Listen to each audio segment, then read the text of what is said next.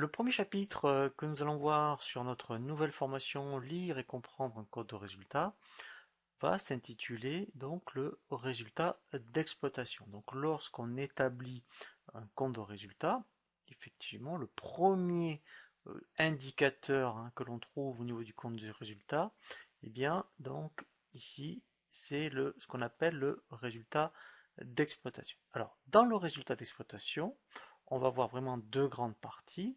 Donc la partie charge, donc les charges d'exploitation et les produits d'exploitation.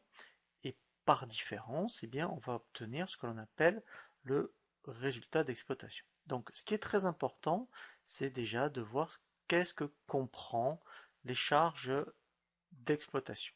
Donc les charges d'exploitation, ce sont tous les comptes de la classe 60 à 68. Donc là, c'est vraiment toute votre comptabilité générale que vous saisissez notamment tous les mois. Donc on va voir en détail donc les différents composants. Alors dans un premier temps, eh bien au niveau des charges d'exploitation, on va voir ce qu'on appelle donc les achats, donc la classe 60. Donc dans les achats, eh bien on va voir dans un premier temps, en fonction bien sûr donc de type d'entreprise dans laquelle vous travaillez, tout ce qui est achat de marchandises 607 si vous êtes une entreprise de négoce, achat de matières premières 601 si vous êtes donc une activité industrielle, et si vous êtes une activité de service, eh bien là ça va être tout ce qui concerne, vous voyez, les fournitures, toute la classe 606.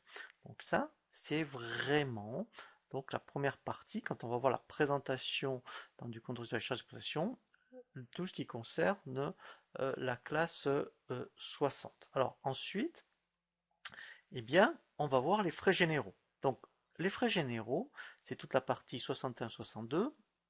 Sur un compte de résultat, ça s'appelle ce qu'on appelle les charges externes. Donc là, quelle que soit l'activité, eh bien, vous allez avoir, vous voyez, donc l'électricité, des loyers, des honoraires. Donc ici, ce sont toutes les factures de services, services extérieurs et autres services extérieurs, 61-62, que l'on va retrouver dans tout ce qui concerne les charges externes. Ensuite, eh bien, on va trouver dans les charges d'exploitation la classe 63. Donc là, la classe 63, quand on saisit effectivement donc des bulletins de paye, eh bien, ce ne sera pas donc proprement dit les bulletins de paye, ça va être surtout les cotisations fiscales patronales. Donc là, on va retrouver bien effectivement tout ce qui va concerner, vous voyez, la taxe d'apprentissage, taxe sur le salaire, formation, tout ce qui est versement de transport. Donc là, je vous invite vraiment à consulter la formation sur tout ce qui est comptabilisation des cotisations et de la paye, puisque on retrouve vraiment donc tous ces comptes.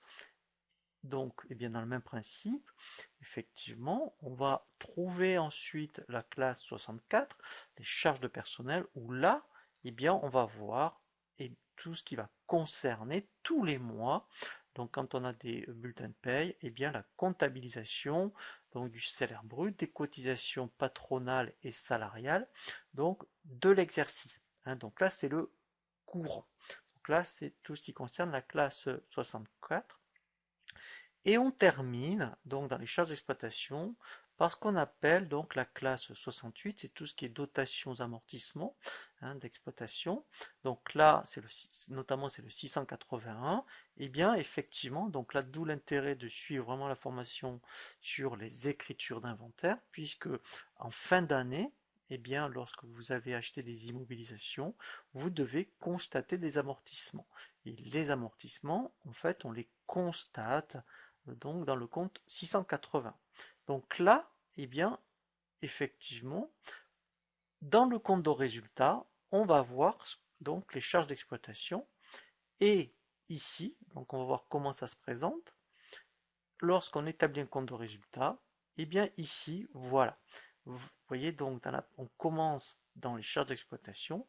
Et là, donc, on retrouve, vous voyez, tous les composants que l'on vient de voir, et ça constitue eh bien, ce que l'on appelle les charges d'exploitation. Donc là maintenant, avant de voir vraiment le résultat d'exploitation, on va voir les produits donc d'exploitation.